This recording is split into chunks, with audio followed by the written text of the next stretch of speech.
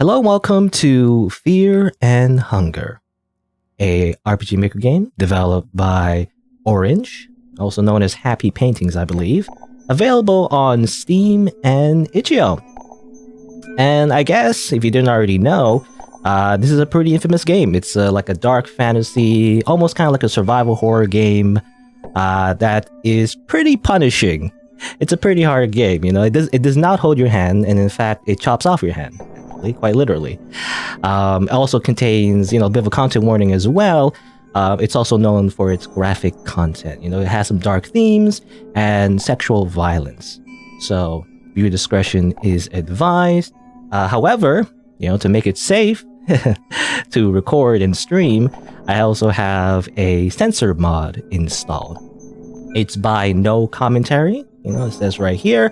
The latest version in particular, I think, is pretty immersive. It kind of blurs out the content instead of simply removing it. I think that had a previous version where they replaced everything with pine cones, which is pretty silly. But this version, I think, is the most immersive. So that's part of the reason why I decided to record content. I also have another mod. I believe it's called Fear and Hunger Now in English by Blink123. That's just another mod to kind of fix up the typos and spelling mistakes as well. So hopefully that gives like a slightly better experience. Who knows? Haven't tested thoroughly though. But yeah, let's begin. It's a pretty hard game, so I don't know. I guess we'll see. But I have a bit of experience in this game, so I know what I'm doing a little bit. We're gonna have to have, I'm gonna basically do a lot of things that I don't know if you're completely new to the game. Might be a little bit too fast, I feel like, but there is a bit of a time limit in the beginning. But I mean, there's no timer right now, so I mean, let's just take our time a little bit. So in the beginning, you can pick 4 characters. There's the mercenary, the knight, dark priest, and the outlander. You're getting bored already? Hold your horses, okay? Hold your horses. This is Fear and Hunger, not like I don't know, Sonic. Anyway, but the mercenary, the knight, dark priest, and outlander, typical RPGs, kind of like classes in a way. I mean, similar to like Dark Souls, actually. Your choices don't matter too much, but just a little bit. It kind of determines your starting gear and everything. But okay, so mercenary, thief, assassin, whatever brings the silver to the table. Mercenary is known for his dirty tactics in battle and crafty ways of gaining the advantage. So there's that. To me, it kind of reminds you of Shinji a little bit, face the knight. There's the knight. The knight is a pure and righteous warrior, having been trained for combat since she was a child. She excels in close combat with all types of weaponry. There's a dark priest. Unburdened by human morality or any code of ethics, dark priest has unparalleled command of blood magic. However, his devotion to magic has left his body weakened, so you can imagine he's like a mage. By the way, not a lot of like information given to you. And I mean, just in general, this game is a little bit cryptic. In fact, it's very cryptic. It does not explain much of the mechanics to you, at least in the beginning. There's no tutorial or anything. It sometimes gives you hints throughout the game, but I don't know. It's definitely not a game that makes it easy for you. Anyway, the last character as well, Outlander, hardened in the freezing winds of the north. Outlander is the epitome of survival. He knows all the tricks to stay alive, even in the most impossible situations. Also, my bitrate went a little bit down there for some reason. Hopefully my internet is okay. But yeah, 4 characters. Probably what I'll choose is probably the knight. It's what I'm used to, actually. My first playthrough was with the knight, by the way. So off screen, again, I did play the game a little bit already. I think, I don't know, I like the knight character the most. Yeah, probably what I'll choose. I'll probably just choose the knight. But I am going to choose the knight. For the name, I'm just going to give the canonical names. So all these characters actually have their own names. And I mean, I guess we'll find out soon enough. But these characters, like the ones you don't pick, actually do end up in the dungeon with you. But what are the dungeons? Well, let's see. Let's first. Okay, I'm getting ahead of myself a little bit. We're gonna pick the character. Oh yeah, and here you go. Here's the content warning, by the way. Contains extreme violence, gore, sexual violence, and drug usage. So I imagine that it might, turn away a lot of people actually because of its very extreme content in it. But hopefully I don't get banned because there is a censorship mod installed. which will hopefully kind of blur out most of that stuff, you know? But still, you know, it's still kind of there. It's just more implied than just directly shown. I mean, personally, I don't think it's too bad, but, you know, that's just me. But you have to be careful, you know? When just putting stuff on YouTube. Anyway, oh yeah, there's difficulty mode. So there's fear and hunger, terror and starvation, hard mode, and question mark. Well, maybe I'll check that out later. I think this is a mode that I believe you get, or you can get, after you beat the game. But fear and hunger says is an easier mode for beginners. Darkness is more merciful, starvation is less of a thing. It's funny how it says it's an easier mode. It's as if it's implying that it's easy mode. Really, this is normal mode. You know, this is just default difficulty. I don't know why the developer said easier. It's more like this is just the default difficulty. But anyway, there's terror, starvation. The dungeon show no mercy. Darkness is real. Starvation is constant. Enemies are tough. Additional enemies and snarls further push you. Okay, so and that is basically harder mode. And also hard mode, which is actually solo mode, by the way. No saving. So again, there's a lot of talk about, I feel like, but if you don't know what this game is, there's a reason why people say it's hard. But anyway, but it's in particular though in hard mode, there's no saving at all, no party members to recruit, and you know everything else about terror and starvation. Probably I'll just do fear and hunger just for convenience sake. I'd like to try terror and starvation, but fear and hunger I think is just, you know, it's more consistent. I feel like, especially because I do want to try, you know, do a little thing at the end where I try to get all the standard endings to play through. So I'll probably just do fear and hunger, most likely, and we'll play the intro. Yeah, Fishy. So the dose saving, the game itself already is like in the default difficulty. Saving is also still not very generous. You know, you can't actually save in the menu. There's certain checkpoints you can save at, but they're few and far in between. And basically, it's just not easy to save in this game. You know, that's why like you can be like 3 hours in the playthrough, you suddenly die, and you lose all that progress. But we'll see. Anyway, so we're gonna start. Here's like a little like backstory for the character as well. Each character has their own backstory and reason to go into the dungeon of fear and hunger. But let's see. You are born with the soul of domination that bends others to your will. You're a natural leader, but are often blind to your own flaws. If your birth sign was enough to warrant a future of greatness, you're also born into a wealthy, noble family. At an early age, you were sent away to become a holy knight of the kingdom of Rondan. Part of the reason I picked this character as well, because I like the whole knightly aesthetic, you know? If it wasn't for the plate armor, I would also, if there's another character that like punches people, you know, I would pick that one too. But at least in this game, it doesn't seem like you can just punch people. I mean, you can, I guess, but you know, not specialized in punching people. The training was brutally harsh and spared no one. It did not matter if you were of noble origin. A practice sparring match between you and the well-seasoned squire took place in the central training grounds. It is said that a fighter shows their true colors in their first fight. This applied to you too. When you saw the sword coming your way, you quickly stepped aside, or you raised your buckler in defense. This will actually decide your skills. And by the way, I'm gonna do like I don't know how much people are like if the people are gonna watch this in the future. I don't know how many of them are gonna be like completely new to this game. But I'm definitely gonna be like, you know, I don't know, a tutorial guy, you know, where I explain everything. Because I feel like this game does not have any explanations at all. So I just feel like the need to explain stuff. Because otherwise, you know, unless you play this game already, you already know, you know, what to do and everything. I feel like it'd be very confusing if, you know, you're not told what's happening. But anyway, so this choice actually determines what skills you get. This one doesn't really matter too much, I feel like, but I guess this one's slightly better, so I'm gonna pick this choice. So this gets you the fast stance. As time went on, you proved to be a gifted fighter and a valuable asset to the kingdom. However, the kingdom of Rodan claimed to follow the will of the gods in its many campaigns, while the wars seemed to fall into the laps of the elites and the nobles sitting comfortably behind their castle walls. Ruthlessly, the kingdom expanded its reach, reducing feeble citadels to ashes and bloodstains, enslaving poor women, killing the men, and only sparing children for sport. Your devotion was shaken. You were all but ready to retire from the army, but your family insisted. Note demanded you stay a holy knight, lest you bring great shame to your noble house. Right? Do you leave your family, or do you stay as a knight and everything? To be honest, the mechanically objective choice like is to just simply run away, because you get a skill later on that really helps out, with the playthrough. So it's almost always better just to say that, unless you're doing some kind of self-imposed challenge, I guess. You don't need your family. You realize they're strangers to you. You cut ties with your family without hesitation. Hesitation is defeat. Just as you're about to flee from the army, things took an unexpected turn for you. You met a captain of a small mercenary army who seemed to share the same ill will towards the kingdom of Radon as you did.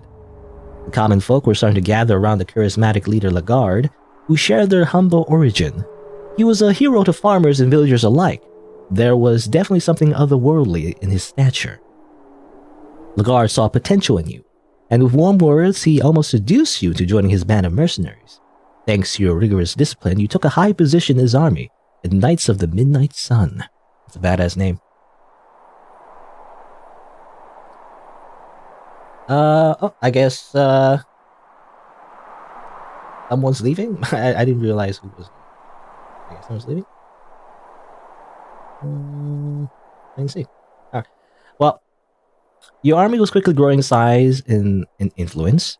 At first, the Kingdom of Radon hired your band for your own ends, but before long they saw you as a possible threat to their sovereignty. Something changed with Lagarde as well. He kept more to himself, studying ancient texts and the occult. He became obsessed with relics and artifacts that gave you ominous feelings and terrible nightmares. Things would only spiral further towards madness when Lagarde decided to raid the northern capital, Oldegard. How do you pronounce that? Oldegard? Without warning or negotiation, Lagarde ordered the attack. All who stood between him and the peculiar mysterious ancient relic were slaughtered. It was a final act that was used by the Kingdom of Radon to turn the commoners against Lagarde and justify his imprisonment.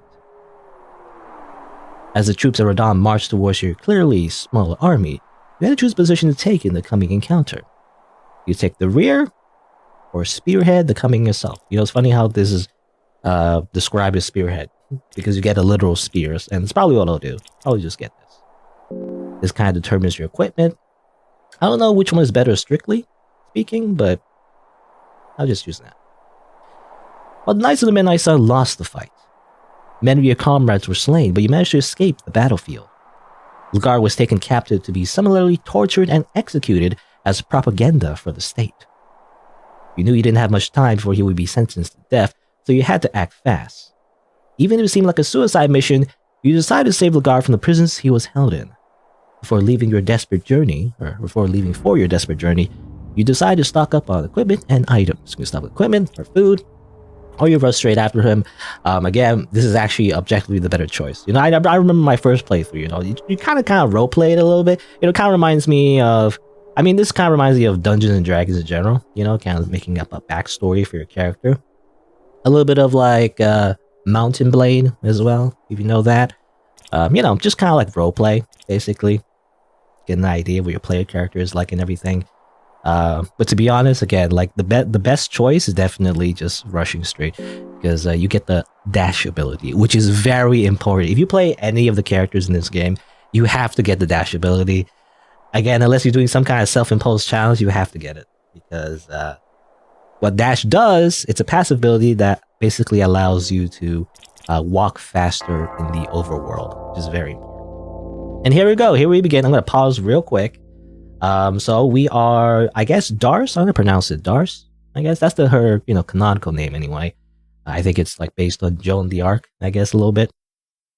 Just adds an E, She has necrophobia. I guess I'll maybe explain phobia a little bit later. Pretty soon, actually. But we're going to pause real quick. The reason I'm pausing is because the timer starts now, by the way. So just a little thing the game doesn't really tell you is that in 30 minutes, the man that you're trying to save will die.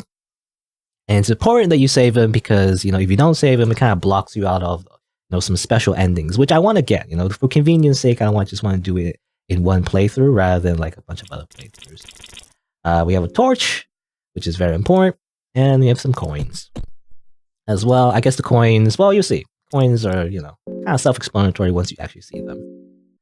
Equipment, we have a spear, our Incurus, and arm guards. Arm guards prevent your arms from being cut off, which, by the way, also important. Maybe I'll explain that too if that happens. I don't know. We also have crafting. I kind of hate crafting in this game because in order to actually craft stuff, you actually get the recipe first. But like the recipes don't, they don't carry over. You can't really experiment, and just like craft anything you want. So like it's mostly useless. Also skills, you have running, fast attack, dash, your movement speed increases, and talking. You can also talk in this game. Great, amazing. So settings, there you go. Let's begin. First of all, probably what I'm going to do real quick is just grab some stuff over here. Most of the items in the beginning, or rather not in the beginning, or rather just in general, are just randomized. So you can actually get like some really awesome stuff just randomly out of a barrel, but usually not. It's mostly just supplies. So the way this game works, it's kind of like a mix of an RPG. It's kind of like RPG Maker game. Very unique though. For like an RPG Maker game, all the graphics are obviously like unique and everything. I guess I'll go this way. Also some barking. Again, it's hard to do this while talking, by the way, but okay, well, hold on. Let me read this. So there's a guest book 1 on the table. A 1 on the table or on the table? That's a typo. I thought I had that mod installed that fixes typos. Anyway, someone has written passages here. This nightmare has taken its toll on me. I'm devolving into something far lesser than the man I once was. All the morals and ethics have no value here. The things I've done to survive. There's no place for a little miscreant like me in the warmth of the sun anymore. I am part of these dungeons now. Part of this never-ending nightmare. Just one more cog in the machine of fear and hunger. In a way, I find it comforting. I have a definite place in this wicked world. I'm writing this here as a warning for anyone who happens to step down into this darkness. Do leave, it is still possible. And you also find a book, the Book of Fears.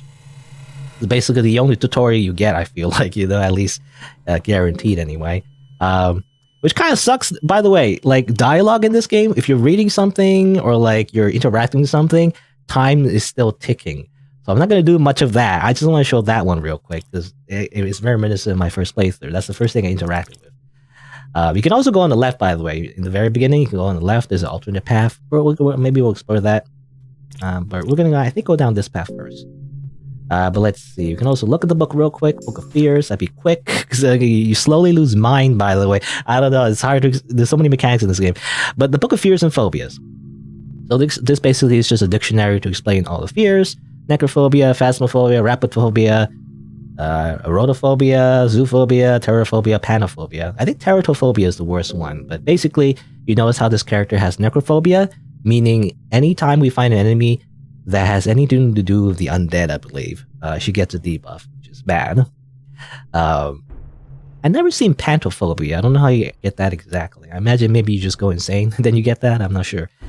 But I've had teratophobia. Teratophobia? How you say that? Teratophobia? Teratophobia is like the fear of monsters, which is like everything, Everything in this dungeon is a monster. So like you're basically afraid of everything anyway.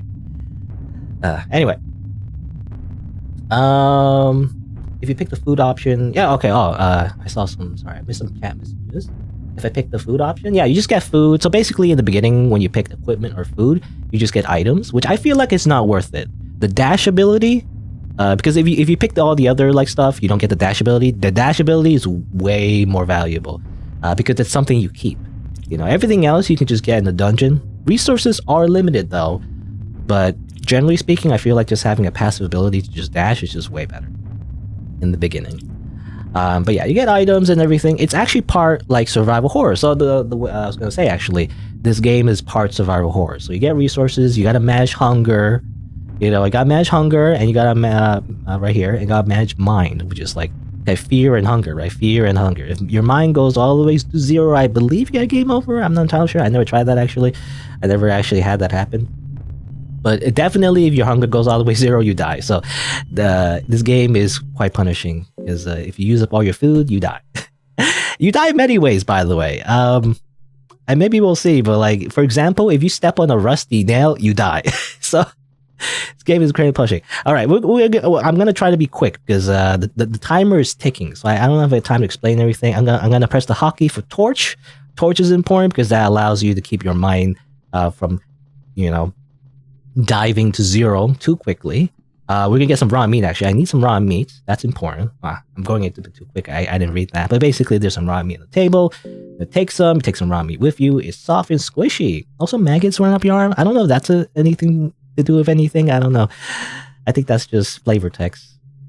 Quote unquote flavor. Anyway, an awful smell comes from a lot of raw meat on the table. Plants are covered with maggots. Makes you wonder if anyone actually eats this stuff. We're gonna take that too. So I'm gonna need at least 2 raw meat, I believe. Just in case. It's not necessary, but it might be important. Anyone who already played this game might know why, a little bit, but I guess we'll see. Okay, we're gonna go here. Oh, there's a monster here. I would like to avoid. So that's the thing about this game, by the way. Normally, in a typical RPG, you want to fight monsters, right? It's level 1. You know, it's just some level 1 enemy, right? You gotta fight them. You get experience to level up. Bad idea. In Fear and Hunger, you do not level up in this game. In fact, it's better to run. In fact, that's why the dash ability is so important. Oh, never mind. Well, okay, we're doing combat. I was trying to avoid combat. Also, good thing the censorship mod is working. Hopefully that's enough, by the way. Anyway, so I guess I'll explain the combat. Hopefully time stops when you're in combat. I'm actually not sure if time does stop. Hopefully it does. But all right, there's attack, there's skills, there's guard, there's items, you know, typical RPG stuff, really. Some skills, we can talk to them. It's probably a bad idea. Probably shouldn't talk to these monsters. But all these enemies, they have limbs, actually. There's like different parts you can hit. It's very similar to the VAT system, I guess. I mean, that's the best comparison I can make anyway. To the VAT system in Fallout, in the Fallout games, where you can target limbs and everything, right? What is that? It's a stinger, don't worry about it. But yeah, so you can target, you know, different limbs. It's important to do that, actually, because if you go right for the head, you'll probably miss because it's hard to hit the head. But if you do, usually just instant kills the enemy. If you want to just do damage, you hit the torso, obviously. But this game is very punishing. Again, it's very punishing. The first thing I'm going to do is actually get rid of his weapon arm. You know, probably sounds like a good idea, right? Hopefully I don't miss. If I miss, this could be a run ender already. This is why I don't want to get into battles. Okay, so we got it. That's good. So he can't slash us anymore. If he slashed us, he could like chop off a limb. If it chops us of a limb, that's very debilitating. Unlike in Fallout, you can't simply just, you know, use an item to grow your limbs back. In this game, if you lose a limb, it's gone forever. So you imagine that. Imagine your legs are gone. If somehow both your legs are gone, you'll be crawling for basically almost the entire playthrough. There are like some ways to fix it, but like it's rare. It's not really something easy to do. So yeah, it can be a run ender if your limbs get chopped off. Anyway, now here's something that you can only learn through trial and error, by the way. It's just part of the game. You should guard on the second turn when you fight this guy. The reason is that he'll do a special move. Usually, if you don't guard, you'll need to flip a coin. If you fail the coin flip, he does massive damage to you, and you usually just die. So that's why I guarded there. It's always there's a pattern to these enemies that they always do. Anyway, I'm gonna probably the best thing. I'm not sure the best thing to do is actually. Should I do a fast attack? I don't know which one is more optimal. I guess I'll do a fast attack maybe. Do fast attack. What fast attack does is it increases your agility, I believe, and also gives you an extra turn, which is great. Get rid of the stinger real quick. Don't worry about it. You know, it's just a stinger. It's like a tail. Don't worry about it. I'm going to hit his torso, I think. And then that's an extra turn, so I'm going to hit it again. So basically it gives you double turns, which is great. There you go. If you're a complete newbie, which I was, you know, when I first played this game, you would probably just die there because you don't know what you're doing. So you just end up dead. So the first enemy in the game can definitely kill you. But you can also learn how to kill them instead, which is kind of like the magic of this game. Like, if you know what you're doing, it's not too bad. You can still die really quickly, though, is the thing. Here's a prayer circle. Here's something that doesn't explain that much either. Sacrificial circle for older gods. To appease gods, gain favors from them. This place to offer your gratitude. There's Grogoroth, destroyer of men, dressed for human sacrifices. Sylvian, the god of fertility and love, which is nothing more than an act of love in her name. A bit of like Warhammer, I guess, a little bit, you know? That's what it reminds me of. There's different gods in this game. I'm not going to worry about that right now. Actually, we're going to ignore that for now, actually. What's anything in here? It's just a white vial. Yeah. Anyway, we're gonna ignore that for now. I don't think it matters too much at the moment. We're gonna focus on just rushing. I'll get the stick. I guess might as well gather some of this stuff. Cabbage, mushrooms. Food is important because your hunger slowly goes down. And just gonna just freaking eat a whole cabbage real quick. In fact, maybe that's too much. I didn't realize cabbage actually heals that much. Anyway, I think it's just lettuce, right? It's just leaves. This doesn't give you a lot of calories. Oh, that's bad. I wasn't paying attention. I was actually looking at chat. Anyway. It looks very unsettling. Yeah, the art definitely looks unsettling. It looks very unique, though. Okay, good. I somehow did not... Oh, damn it. I didn't know that was a dead end. Alright, so this could be a run ender, too. Hold on, I'm gonna try running. Damn it. Do not cut off my limbs? Okay, good. The only thing to do is run. You do run from the skill, because the run from the main. I don't even matter because I'm just solo at the moment. Okay. Well, got hit for a little bit. Surprisingly, I did not get my bones crushed or any infections and get my limbs chopped off. Probably because I have the arm guard. The arm guard, I don't know if it says. It says it prevents serious injuries. What it actually does is prevents your arms from getting cut off. So that's a good thing to have, you know? Alright, let's see here. There's a bunch of... I don't know. We're not going to worry about that one right now. Again, very grotesque game. It is actually... Oh, footsteps coming. Oh yeah, this guy. It's kind of reminiscent of Berserk, actually. I mean, this game is inspired by a lot of things. But like Berserk, Silent Hill, Resident Evil, I think a little bit. I don't know, just a bunch of like horror stuff. So that's why the game's like this. You know, it just looks like really disturbing. Anyway, yeah. No, wait, you're a sane one, right? Right? Of course you are. I'd already be dead if you weren't. I don't have time for this. Listen, I've been lost in these dungeons for what feels like a lifetime. My sense of time's become blurry. It might be years, months, or even just weeks. I just cannot handle it any longer. I feel my mind giving up already. I just can't. I don't know what business you have here, but if I were you, I'd run out as fast as possible. If escaping the lace is even possible anymore, that is. Oh, my torch died in the middle of dialogue. What's that? Bye-bye. Okay, well, again, we don't have time to talk to people. Dialogue continues even during, or rather, time continues during dialogue. Oh, hey, I know you. There's something waiting for you on the other side of the bars, yeah. I think, yeah, I remember my first playthrough, I saw this guy behind the bars. I think that's a rare event. Anyway, so we go here, but we can't go through this door. We actually have to go through this door, so we're gonna have to trigger a cutscene by going like this, by the way. Someone or something is walking towards this room. Okay. I'm trying to think. How should I do this? I mean, I guess... I don't know. We're just gonna ambush it. There's a few ways to do this. If you know the game already, there's actually multiple options. But yeah, a wretched looking person walks out of the shadows, you attack him straight away. But there's this guy. What? Who in the lowest hell are you? He's just a random dude with a knife. He's actually not too bad. He's just some guy, so we're just gonna cut off his arm real quick. There is an option to talk to him, actually, and everything, and I don't want to get to it too much because we're probably not gonna explore it anyway. I'm not gonna explore like every single thing in this game, because I feel like there's a lot, there's a lot of multiple paths and options you can do in this game, but we're not gonna worry about that right now. We're just gonna murder him. Trottor is slain. I'm going to search him and get a key from him. So that's how we proceed. That was the guy that was chasing the other guy, Buckman, I guess. Open the door, and we can go this way. Again, I am rushing it a little bit because I have to do it within the time limit. I'll be careful over here. Go down. Rise the blood. Just random blood pit, by the way. Just corpses everywhere. I'm gonna do a little bear trap. That's kind of useful. Empty scroll. Okay, empty scroll.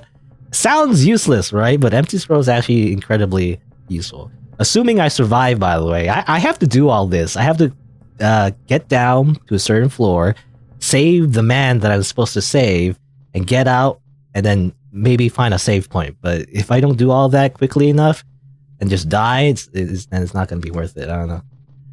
Oh. Okay, well, you're just a normal guard. You're not too bad. But I guess we'll see. Okay, hopefully I don't miss. If I miss, the worst thing in the world if you miss. It's always a possibility. It's unlikely, I guess, but it's still possible. Okay, we're gonna guard. We gotta remember the guard. Again, you kind of do the same thing for this enemy. I imagine it might not be so easy on terror and starvation mode, because I imagine the limb health might be, bigger. I'm not sure. Again, oh yeah, I didn't do a fast attack this time. Whatever. Anyway, so another thing to realize that after the way I believe the pattern of this guard, and I don't really have all the patterns memorized, to be honest. Only this guy, because he's the first enemy in the game. But what he usually does is that second turn he tries to grab you, and every other third turn, I think, is when he tries to grab you again. So you gotta remember when to guard. It's very important. And I just stab him again. Another strategy, actually, I don't know if it's faster or not. Another strategy is actually to attack his legs. If you attack most enemies, not every enemy, but most like humanoid enemies, if you attack both their legs, then they are off balance, and then you can finish them off by hitting their head instead. Also, Rusty Nail. By the way, Rusty Nail is the worst thing ever. I'm gonna pause real quick. This is a run ender. I had so many playthroughs ruined because I stepped on this Rusty Nail. You see this Rusty Nail here? If you step on it, I mean, I think you start bleeding, but you also get an infection. Infection is the most annoying stats effect in this game. I hate it. But like, basically, if you get an infection, as you imagine, if you don't fix it, eventually your character just dies. So yeah, you die a lot in this game. I'm not really showing that off right now because I basically know what I'm doing for the most part, at least in the beginning here. But yeah, anyway, Rusty Nail. It's just one Rusty Nail, versus like a trained soldier with years of experience in the battlefield versus one Rusty Nail, and then the Rusty Nail wins. It's kind of bullshit. Anyway, but anyway, if you weren't paying attention, I pushed the lever there, or pulled the lever, I guess. That actually brings down this elevator, and then gets us down here. The reason about why I'm being a little bit cautious, though, by the way, careful, avoid enemies, is the reason is because this game is actually slightly randomized a little bit. Okay, we got lucky. Okay, the locations of this game and the areas in the past are a little bit randomized. Not too randomized, but every playthrough is like slightly different. And sometimes you get like a bad, I guess seed, and then sometimes you get like really awkward paths that like you have to go through a lot of enemies. But this one's very lucky. You didn't have to go through. Well, there was one enemy that in particular I was trying to avoid. But anyway. Yeah, so many annoying things in this game. That's kind of the fun though, because yeah, if you play this game without knowing anything, which I did, in the beginning, off screen. The reason I'm recording this right now is that I do know a little bit. Also, I'm wasting time. Hold on, wait. This person kneeling in the dark, by the way. The person doesn't seem to remain immediate danger. Aggression presence seems to remain hidden. I don't know. This guy doesn't really matter too much, but I guess I'll show myself just for fun. You step out of the shadows. Hi, what's up? Oh, new visitors. You actually don't see him, but he's just some guy. My name is Nosramus. Or Nosramus? I'm an alchemist living down here. Pleased to meet you. You cannot quite tell if the alchemist is a woman or a man. Something in their stature seems almost otherworldly or ancient. Nice to meet you. Why here alchemist gives you a smile that seems almost too genuine. My apologies. I left the kettle and I'm in a bit of a hurry. Let's meet again. Alright, they're gonna leave. Kind of hard to see, I guess, because, I don't know, it's awkward angle, but there's like a guy there. But then he leaves, and this person disappears in the darkness, and echoes footsteps from a sound distant before vanishing to moist. That's the crow mauler. Hey, by the way, that's the guy we saw behind the bars. We're gonna run away from him because he's basically Pyramid Head. If you try to, fight him, then you'll die. So let's see. If I remember correctly, I like to go. Do I want to go this way? I actually don't know if I want to go this way. I'd like to avoid you if possible. Bye. Oh, go this way. Fight you immediately? Okay. At least we have a bit of a breather. I don't know if the timer continues during battle. Alright, so here's another obstacle, but it might be a little bit harder. If I get really unlucky, I'll die here too. But here's a yellow mage. He's a mage.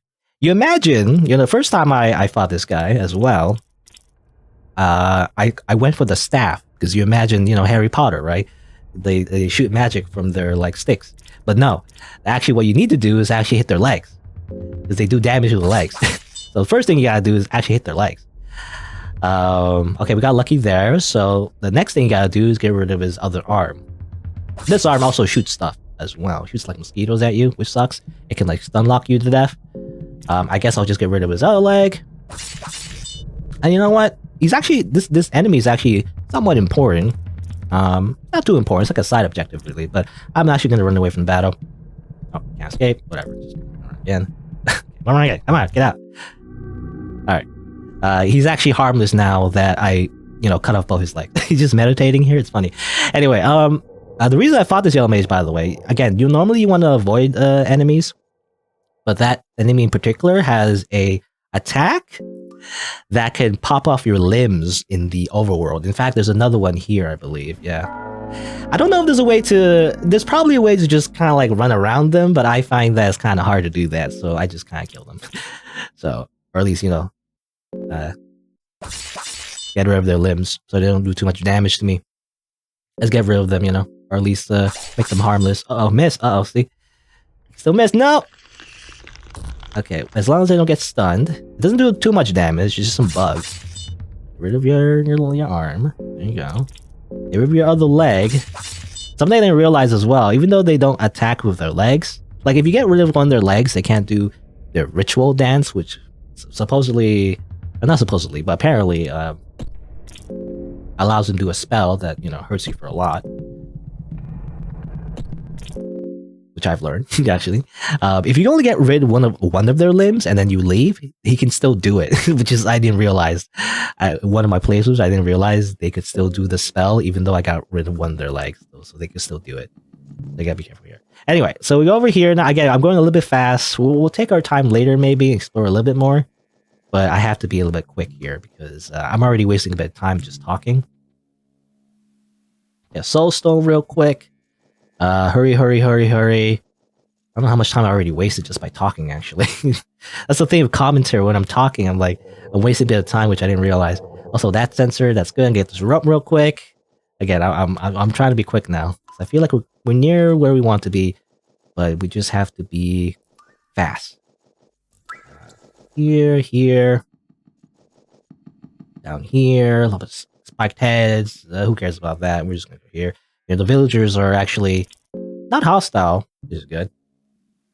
I mean, not usually, but you'd think they would be hostile, right? Everything in this game is hostile to you, usually. I'm gonna climb down here. Darce is hungry, I guess. Eat some dried meat. Okay, so, did I? Oh, maybe I ate... whatever. I might have... I thought, for some reason, my body was my hunger, so that's why I chose the dried meat, but actually it wasn't that. I might have used an item that healed way too much. Oh wow. That's something that's kind of annoying as well. That's why I kind of don't like survival games in general. The whole hunger mechanic.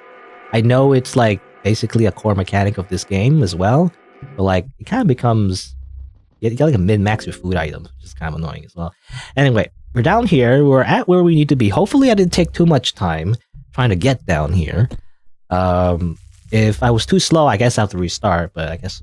Here's this guy. This enemy. Oh. Which is also kind of annoying to dodge. I really don't want to fight him. Ah, damn it! I was trying to go up. I guess I'll run. If I don't run away quickly, I'm gonna die. Okay. I was trying to do that. That's what I was trying to do. Go up. For some reason, that enemy doesn't go on stairs for some reason. I don't know if it's a bug or not. I don't know why it can't just simply go down the stairs. Kind of weird. Anyway, there's usually an enemy here as well. I didn't mean... Up! Just go up! Ominous shadow, go! Okay, he's alive. Also, a terrifying presence entered the room. By the way, that means like the crow mauler guy. As I mentioned before, the guy with the crow head, comes in the area. He stalks you, by the way, as well. Anyway, this is the man you came here for. Your journey has finally led you to this meeting. He's still alive, just barely. Alright. So, okay, well, let's see. Let's continue reading. You try to waking him up. The man gets up. Now that you see him better, you realize his body has gone through intense torture with different scars and marks filling out his skinny torso. His gaunt cheeks and distant eyes only strengthen the idea that this man has seen hell and survived it. Ugh, I don't remember anything besides my name. I seem to have an amnesia. The Dark Descent. Or the Monk. Isn't there like the new Amnesia game? I never actually played the Amnesia series. Anyway, you suspect that it's a trauma of the tortures this man has gone through that has erased his memories. I don't want to stay here. That much I know for certain. But I feel pretty weak. Do you think I could join your party for the time being? Nah, no. Sure. Actually, I don't know what happens if you leave him here. If you leave him here, then come back, does he die anyway? It'd be kind of a shame, because you have to go through a lot to, like, save him. Because it's not easy trying to get Lagarde. Lagarde joins your party. It's an honor. Alright. You got a party member. This is very important. You know, look at him. But this is very important because when you get a party member, you're basically doubling your attack power, and doubling your turns, basically, and that's very important. You know, getting even more party members is also pretty important too, for later fights. But this is already a big boon. We can't breathe a sigh of relief yet because I haven't saved the game, by the way, and there's no way to save from the menu. We have to find a checkpoint. I know where we can go to a checkpoint. We'll probably go there. But yeah, the checkpoints are like few and far between. But anyway, let's, I think I have a weapon. Yeah, I got a meat cleaver from one of the guards, I believe, so I might as well give him that. And that's basically, I give him a loincloth. I bet that's basically that. Yeah, it's teratophobia. I mentioned how teratophobia is the worst one, I feel like. He's basically scared of all monsters, which is like everything. Anyway. But yeah, Lagarde. So just to explain it a little bit, again, if you don't come here within 30 minutes, he dies, basically. You get a little cutscene, you know, you see him, he's dead. I don't know if it's ever explicitly explained, you know, who kills him. I guess just some random enemy, I guess, comes in and guts him. But you come in and you see he's dead, you know, depending on the character that you play as, they have different, you know, they have different reactions, I guess, you know. You also, you know, there's also extended cutscenes, you know, depending on which people are in your party already, they also have dialogue as well when you reach this spot. I feel like it's kind of like the main objective, you know, kind of like the initial first mission of the game, actually, is kind of the idea. Though I don't know how you would, unless you're like really good, I don't know how you would like recruit a bunch of people already and also get him. You know, it's like, that's kind of hard. I don't know. Also, I want to avoid that. That guy, okay, this thing, by the way, we saw, we did see him previously, actually. He's just a elite guard. So he's just a guard of a helmet and like 2 weapons. I think, we saw him already before. But they suck because they're way tougher than normal guards, and I feel like there's no easy way to fight them. Does the bear trap work, by the way? I don't know. I'm gonna try. No, it does not work. Damn it. Okay, well, I guess we just gotta deal with this. Alright, so this might be, well, it might not be the worst run ender, but I guess we'll see. At least we have 2 party members, though. So, probably what I'm gonna do, I'm gonna get rid of his sword arm. I'm gonna use 2 characters to hit it because if I miss, it'd be terrible. So, I'd rather double up, even though it's probably more effective to hit the Morning Star too, but I guess we'll see.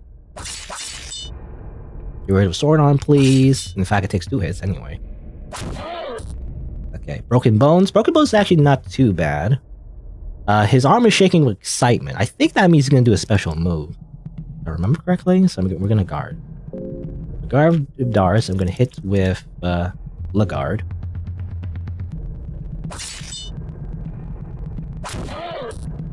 Okay, he's almost dead.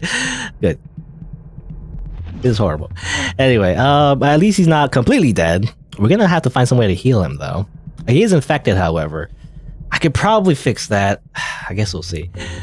I don't know. This is not good. This is not the best work. I was trying to avoid this guy because fighting him right immediately after saving Lagarde is like really tough.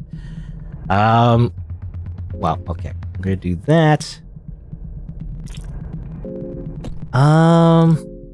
No healing items is a problem. If he dies, I'm gonna restart this. This is the reason why I was hesitating to play Fear and Hunger.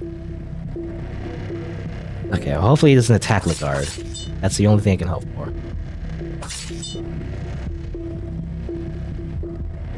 Okay. We can probably... Okay, I can run or I can finish him off. I probably want to finish him off. I guess we're gonna risk it. Enemies can also still attack even when they die. That's the problem. Okay, he's dead. Damn it! Time to restart. Because I don't want him dead, because he's required for a lot of special endings. So, I'm gonna restart. Do I have a weapon for him this time? Actually, I don't think I do. Yeah, I don't have a weapon for him this time. I didn't kill a guard and drop the delay. What the heck are you doing? If you kill me again, I'm gonna be angry. Okay, I'm just gonna run this time. Alright, good. Thanks. Alright, so we lived this time. We didn't get killed by the elite guard. We ran this time. I could have tried running last time, but I kind of got stuck on the dead end, so even if you run in this game, you can get like kind of almost soft lock in a way, because if they're right in front of you in like a very narrow hallway, you can't get past them. Anyway, here's a little cutscene. The guard is looking at the darkness behind you.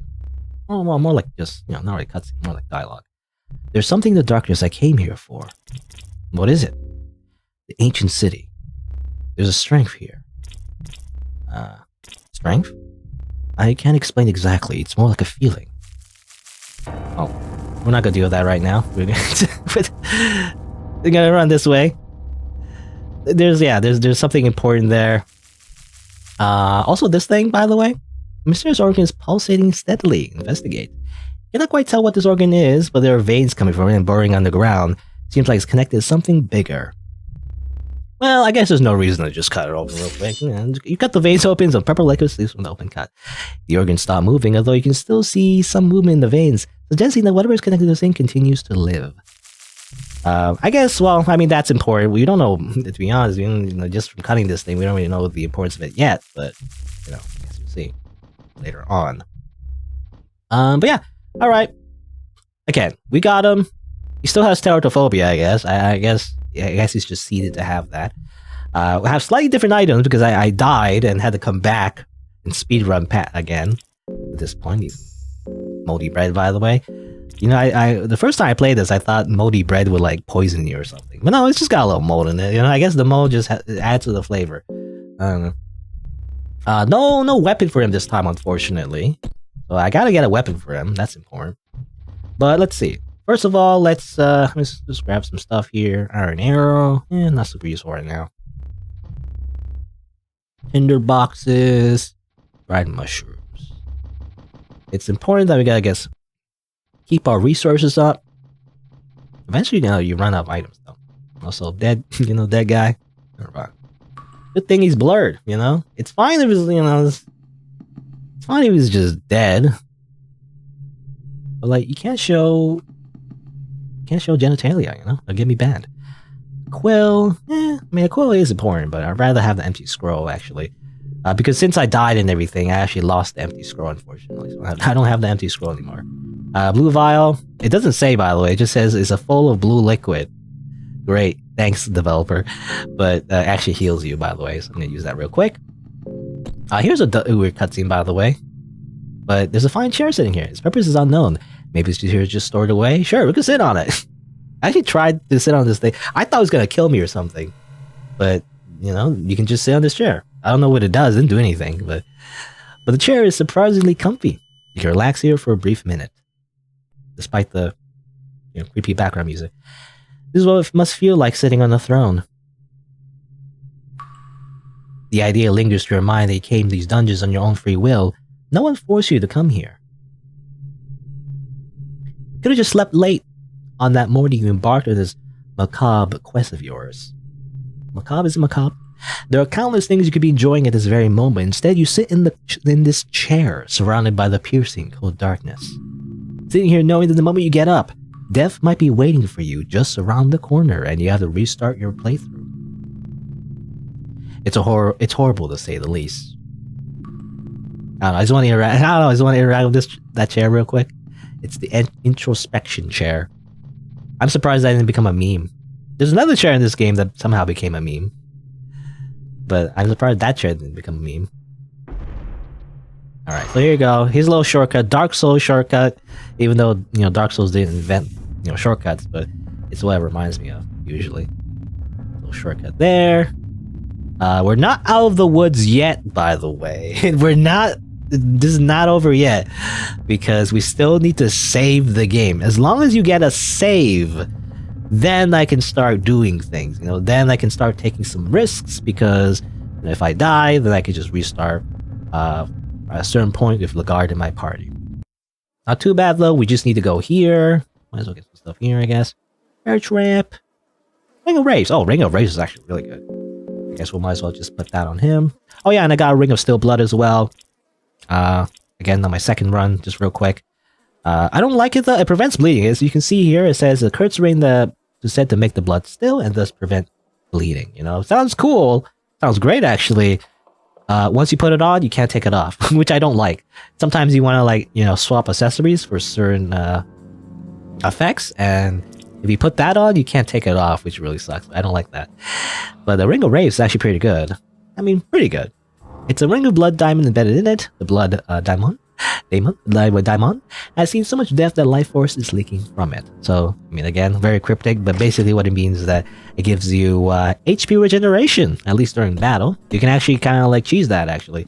If you enter a battle with, let's say, a door, which you can attack a door, I guess. You can actually go into battle with a door and then just leave, and then you just get some health back for free. So you can kind of cheese it that way. Alright, so here we go. So this is the only checkpoint, at least, the earliest checkpoint you can get, that is for free. So I feel like I never explained the saving mechanics of this game yet, but you can save here at least. I mean, you can tear a blanket real quick, just from some cloth. Doesn't cost anything really. But you can finally save. So we can finally breathe a sigh of relief. Because now this is when the game properly starts, I feel like. Because we can say, as long as we have this save point, it's not too bad. We don't have to rush in the beginning, where I gotta speed run everything all over again. Yeah, very descriptive developer. Yeah, the raw meat, by the way. Raw meat does give you poison, Anyway, you feel a bit rested even though you had troubling dreams. You felt like someone was watching while you slept. This room doesn't feel safe anymore. There's a reason for that. And in fact, I might even show it. Let's see. So here you go. One of the only ways to save this game, at least for free, is this room in particular. It's the alternate pathway from the entrance on the left.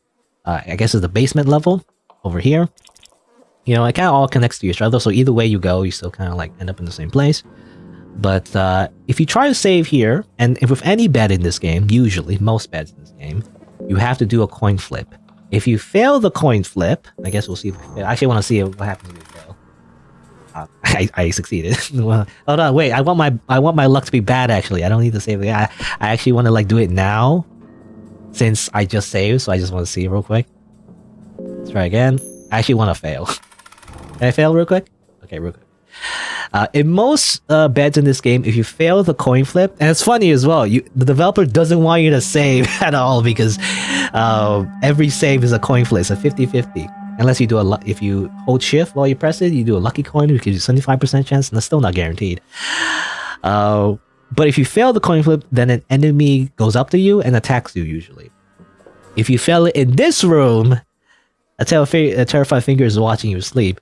The Crow Mauler attacks you. And let me just show you real quick why the Crow Mauler is scary. I mean, there's a few ways, there's a couple ways why the Crow Mauler is scary. But let's just see. Let's try our best. I don't know. Let's do a little fast attack real quick. And Lagarde. Oh yeah, you don't have a weapon. I forgot about that. I guess oh yeah, you can't do a leg sweep either. He has a leg sweep skill, by the way, but he can't use it because he has a weapon. A little fast attack. Let me just punch that real quick. I mean, you can do that with just a lot of damage. That's not too bad though. I have an extra turn. I'm gonna attack that. Hey, if I get lucky, actually, I might get an early Crow Mauler with no downsides. I don't know, who knows.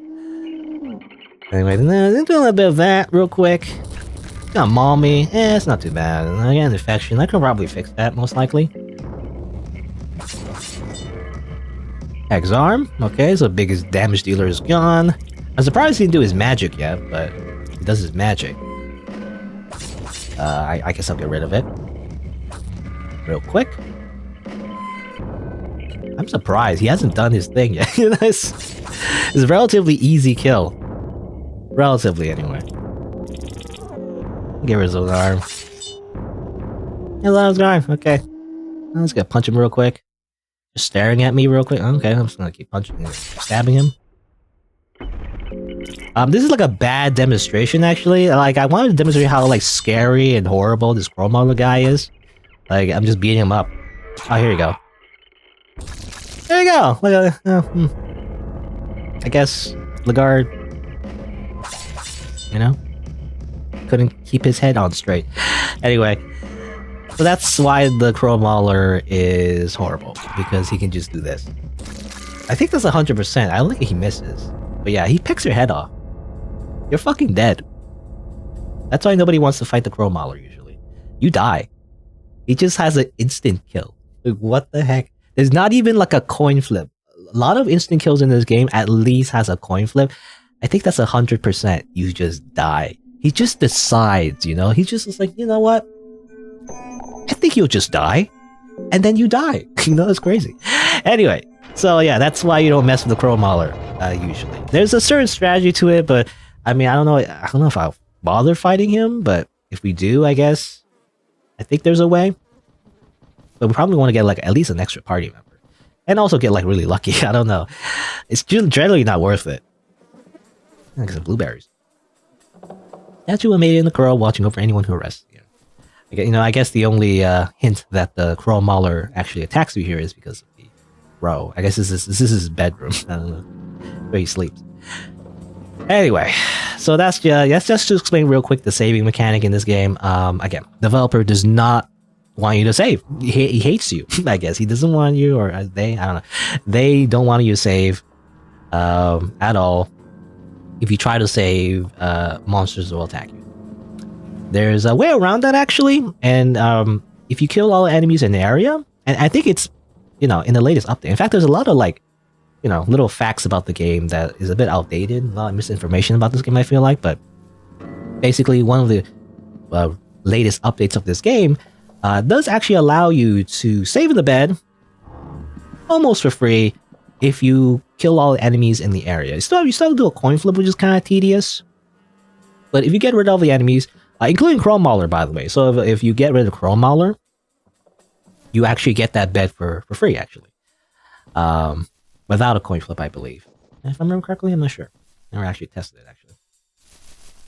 But if you get rid of all the enemies in the area, then you can save the bed without fear of being attacked.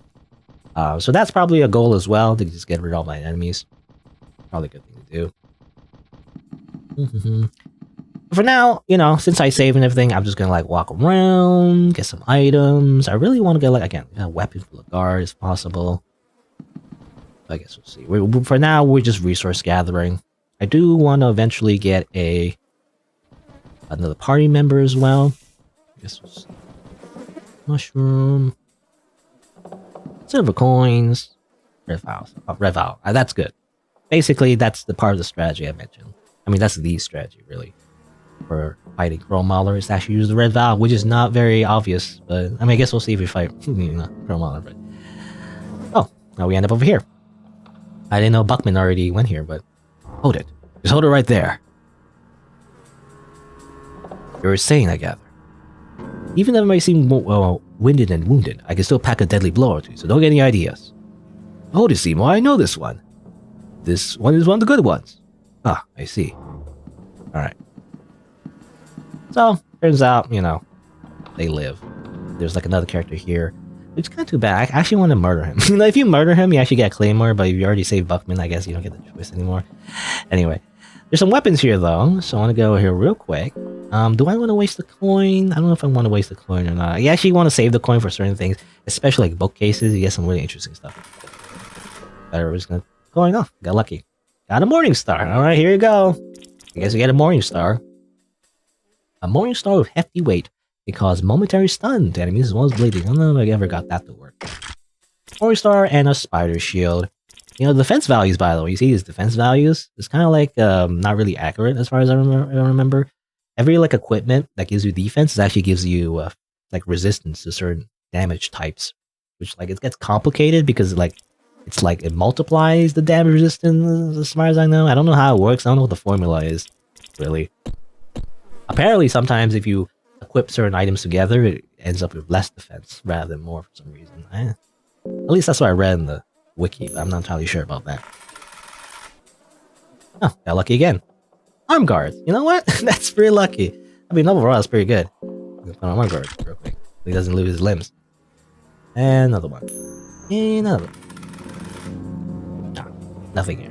If you don't call it right, then you don't get it. I believe. I mean, I don't know if it matters too much. I don't know. I guess we'll see. But if you talk to these guys, then you actually progress their quests, and that's actually a bad thing to do because they'll end up getting themselves killed. Or well, spoilers. They do a thing, and they're effectively failing the quest if you talk to them now. So you want to actually avoid talking to them. Also turn on the torch. Keep forgetting. Hunger and mine is a resource that we can't really get back too quickly. At least, well, hunger is limited, but mine definitely is kind of hard to get back up. Unless there's some cheesy ways to get back up. I guess we'll see. Also, some gravestones, by the way. I'm assuming these are like, I don't know, random people's names, maybe like playtesters. Did Fear Hunger ever get a Patreon? If it had a Patreon, I imagine this is where they put Patreon names, possibly as well. Someone's dug a hole there. It's for you. I don't know. I'm just gonna I don't think it matters too much. This is not really like real lore. I feel like this is just like, again. I do feel like those are just like, I don't know, people's OCs or something. Anyway,